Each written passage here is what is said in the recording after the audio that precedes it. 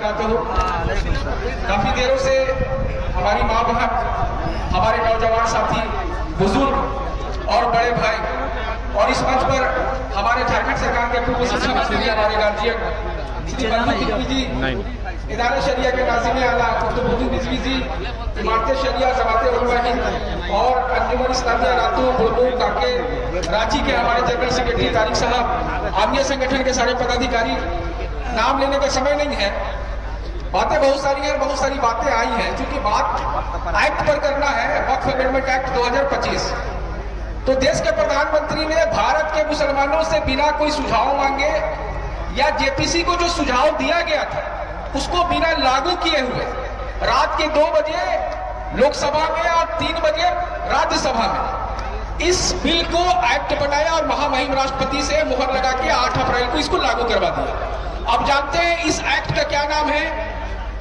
एकीकृत वक्फ प्रबंधन दक्षता सशक्तिकरण विकास अधिनियम 2025। मतलब वक्फ एक्ट जो सिंपल नाम था, जिसमें भारत और भारत का संविधान नजर आता था, अब जो नया एक्ट लाया है उसका नाम है एकीकृत वक्फ प्रबंधन दक्षता सशक्तिकरण विकास अधिनियम 2025। मतलब इसमें अमित शाह भी है, नरेंद्र मोदी जी भी है, क्या नाम है, किरण रिजिजू भी है, हमारा सीपी सिंह भी है, निशिकांत दुबे भी है, गिरिराज सिंह भी है। ऐसा एक फिल्म लाया, ऐसा एक फिल्म बनाया। साथियों, वक्फ क्या है? अभी कुछ भाई बता रहे थे कि वक्फ के बारे में बोल रहा है। वक्फ क्या है? इस्लामिक परंपरा मान्यता के अनुसार अल्लाह के नाम पर, अल्लाह के लिए अपने निजी संपत्ति को धार्मिक स्थलों के लिए सामूहिक रूप से प्रयोजन करने के लिए वक्फ करना, दान करना, उसको वक्फ कहा जाता है। भारत में वक्फ की प्रॉपर्टीज कितनी है? जो 2013 से पहले जो सच्चर की रिपोर्ट आया था उसमें कहा गया था कि 6,58,000 जो है निबंधित वक्फ प्रॉपर्टीज है पूरे भारत में। अगर हम बात करें झारखंड में कितना वक्फ की प्रॉपर्टीज है, तो झारखंड में 151 वक्फ की प्रॉपर्टीज है जो निबंधित है। लेकिन निबंधित वक्फ प्रॉपर्टीज पे लड़ाई है ही नहीं। जो गैर निबंधित है, जो हमारे पूर्वजों ने सादे कागज पर वक्फ किया, हमारे पूर्वजों ने मौखिक वक्फ किया, मस्जिद के लिए, ईदगाह के लिए, नमाजगाह के लिए, कब्रिस्तान के लिए, मजार के लिए, इमामबाड़ा के लिए, दरगाह के लिए और दूसरे धार्मिक स्थलों के साथ साथ शैक्षणिक संस्थानों के लिए, अस्पतालों के लिए, खेती के लिए, दूसरे कामों के लिए। लड़ाई उसी पे है। पूरे भारत में 4,20,000 जो वक्फ की प्रॉपर्टीज है वो वक्फ बाय यूजर है। वक्फ बाय यूजर कौन सी प्रॉपर्टीज है?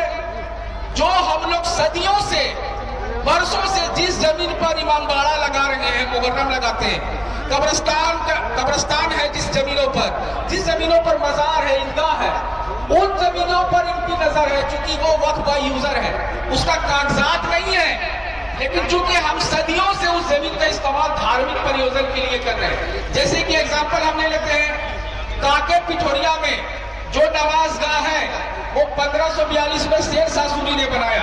वो बनाया 1542 में शेर शाह सूरी ने बनाया, जिसमें अभी पिठोरिया ईदगाह है। दूसरा, कोटकी में 1542 में ही एक बहुत बड़ा ईदगाह बना, जिसमें कई जो है हमारे वीर सैनिक का जो है कब्र है। तीसरा, 1590 में राजमहल साहेबगंज जिला में जामा मस्जिद बनाया। किसने बनाया? बादशाह अकबर के जो सेनापति थे मान सिंह, उसने बनाया 1590 में। काके रोड में अली मैदान है। क्या है? अली मैदान, जो 1738 में बनाया गया। रांची में ही अगर आप देखते हैं तो 1860 में हमारा रातू रोड कब्रिस्तान है, जिसे रांची कब्रिस्तान भी कहा जाता है। तो ऐसे बहुत सारे प्रॉपर्टीज हैं। रिसालता साहबाबा मजार है। इनमें से कई ऐसे प्रॉपर्टीज हैं जो सदियों से चलते आ रहा है। एक आदमी कह रहा था, बड़ा अखबार का रिपोर्टर है, कि गिरिडीह में एक साथ 38 एकड़ जमीन है। कितना है? 38 एकड़ जमीन है। वो बोल रहा था 38 एकड़ जमीन है। तो बोले क्या है 38 एकड़ जमीन? तो नहीं, आपके पास बहुत सारा जमीन है, बहुत सारा जमीन है, उसमें अस्पताल खुल सकता है, कॉलेज खुल सकता है, यूनिवर्सिटी खुल सकता है। लेकिन जब हमने उनको बताया कि 38 एकड़ जिस जमीन का तुम चर्चा कर रहे हो, उसमें तो 22 एकड़ कब्रिस्तान है, ईदगाह है, मजार है, मस्जिद है, तुमको केवल 38 एकड़ दिख रहा, उसमें क्या क्या है वो नजर नहीं आता है।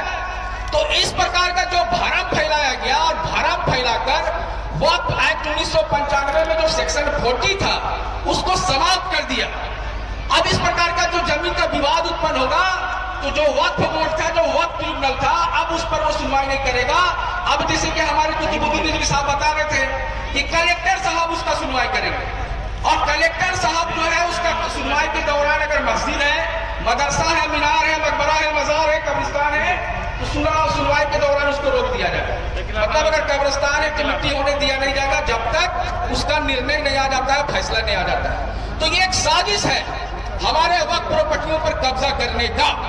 दूसरा जो सबसे इंपॉर्टेंट मामला है, ये लोग बोल रहे हैं कि भैया हम महिलाओं को जो है ना न्याय देना चाहते हैं, सम्मान देना चाहते हैं, पासवानदा समाज को स्थान देना चाहते हैं। तो वक्फ एक्ट 1995 में पहले से जो है धारा 11, 13 और 14 धारा 13 और 14 में साफ लिखा हुआ है कि वक्फ बोर्ड का जो गठन होगा उसमें महिलाएं भी सदस्य होंगी। तो आपने नया क्या लाया? आप बोल रहे हैं कि आप पासवानदा समाज को स्थान देना चाहते हैं। तो झारखंड राज्य सुन्नी वक्फ बोर्ड में 9 मेंबर है, उसमें 6 पासवानदा समाज से मेंबर है। इससे पहले जो है फहीम अंसारी साहब थे, जमशेदपुर वाले चेयरमैन। इससे पहले भी बिहार में चले जाइए तो वहां पर भी चेयरमैन पासवानदा समाज से है।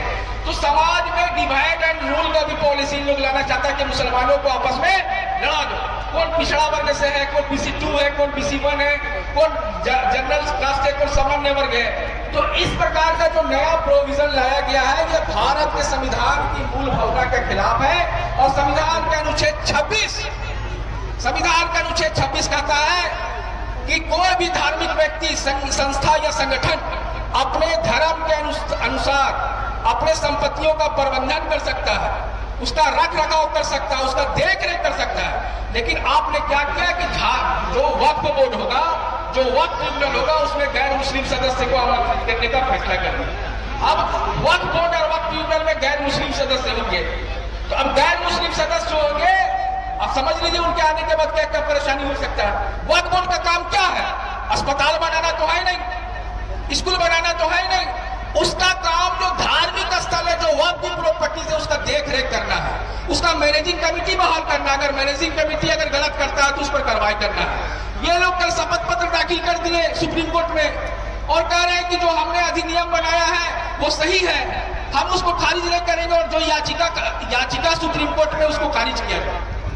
अभी देख लीजिए क्या स्थिति उत्पन्न किया जा रहा है। तो मेरा कहने का मतलब यह है भाइयों और साथियों कि जो वक्फ अमेंडमेंट एक्ट 2025 लाया गया है, यह संविधान का अनुच्छेद 26 ही नहीं, अनुच्छेद 14 का भी खुला उल्लंघन कर रहा है, जो समानता के अधिकार का उल्लंघन है। हिंदू धार्मिक न्यास बोर्ड, सिख धार्मिक न्यास बोर्ड, जैन धार्मिक न्यास बोर्ड, बौद्धिस्ट धार्मिक बोर्ड, इसमें जो है उसी धर्म के लोग जो है सदस्य होंगे, अध्यक्ष होंगे, मेंबर होंगे। लेकिन जबरदस्ती इन लोग जो है हमारे वक्फ प्रॉपर्टीज पर, हमारे वक्फ बोर्ड पर, हमारे वक्फ ट्रिब्यूनल पर जो है गैर मुस्लिम को सदस्य बनाने का प्रयास कर रहा है। और सदस्य केवल नहीं बनेगा, आने वाले समय में पता चलेगा कि झारखंड राज्य सुन्नी वक्फ बोर्ड का चेयरमैन CPC है। अब CPC को चेयरमैन ही लोग बना देगा। अब समझ लीजिए कि क्या होने जा रहा है। तो जो हालात उत्पन्न हुआ है उस हालात से मुकाबला करने के लिए एक लंबी लड़ाई की जरूरत है। हमारे भाई बोल रहे थे कि कुर्बानी देना होगा, तो मैं इस मंच के माध्यम से आह्वान करना चाहता हूं कि जो हमारे 60 साल के बड़े बुजुर्ग हैं उनको सर में कफन बांधना होगा और सड़क पर आना होगा। 60 साल वालों का हम आह्वान कर रहे हैं, क्योंकि अभी हम लोगों का अभी और मेहनत करना है, समझने का प्रयास कीजिए, क्योंकि बड़ों के डायरेक्शन पे हम लोगों को संघर्ष करना है। और हम अपने बुजुर्गों का आह्वान करते हैं कि आपने अपनी जिंदगी को जी लिया है, अब आने वाले नस्लों के लिए, पीढ़ियों के लिए, इस भारत के लिए, इस संविधान के लिए आपको अगुवाई करना होगा। सड़कों पर लोकतांत्रिक तरीके से, शांतिपूर्ण तरीके से आंदोलन करना होगा। यही कहते हुए अपने बात को समाप्त करते हैं। अस्सलाम वालेकुम।